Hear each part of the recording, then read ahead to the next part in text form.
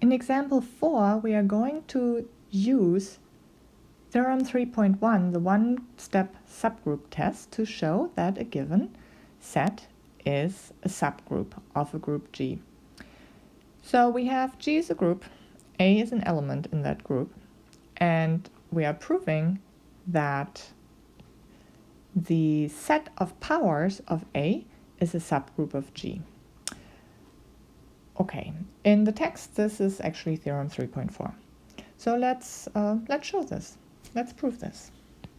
Now, what does it mean to use the one-step subgroup test? It actually means that you need to do two things. You need to show two things. So it's a little bit, the name is a little ironic, but we have to show two things. So the first thing we have to show is that our subgroup is non-empty.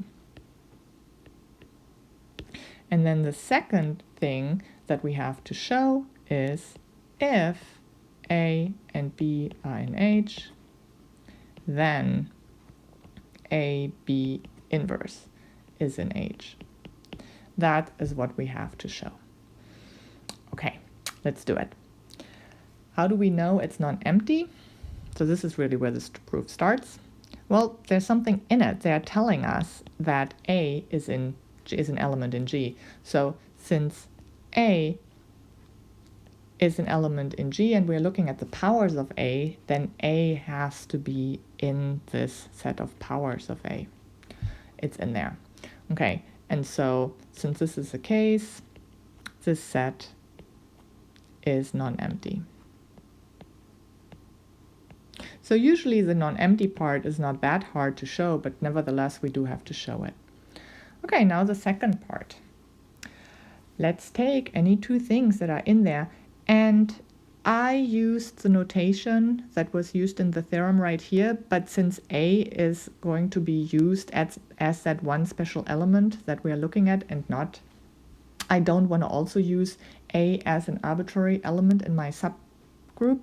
So let's take other names. Let's just call them X and Y. So let X and Y be arbitrary elements in this power set, a set of powers. Then what do we need to do? Well, to show at this point X, Y inverse is also in that set. That's our goal. Okay, how do we do that?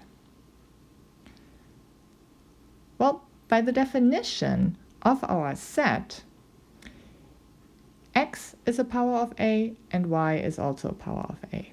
So let's say by the definition of our set right here, we can name those powers. So there exist an M and an N integers such that X is A to the M and Y is is A to the N. So that's just by definition of our set right here. All that's in our set are powers of A, and since X and Y are both in that set, they both have to be powers, and we just named them. That's all we did. Okay, now let's look at if X is an A to the M and Y is A to the N, what does A Y inverse look like? Okay, I'm going to put a thus in there. We have X Y inverse. What is it actually equal to? Well, X is A to the M and Y is A to the N, and then we have the inverse right there. But this is equal to A to the M, A to the minus N. That's actually, let me name it that is shown in problem 1I. You can look at that. And now what can we do with that? That is equal to A to the M minus N, and that is problem 1. 3.4. And so that is another power of A. So, and by definition, this is an element in our set of powers, the set generated by A. And so by theorem 3.1, the one-step subgroup test, it follows that our set generated by A is a subgroup of G.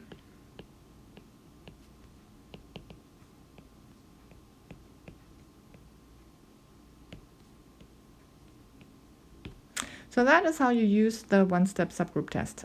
You show non-empty, and you show that if you have two things that are in your subset, then we call them X and Y, then XY inverse also has to be in the subset.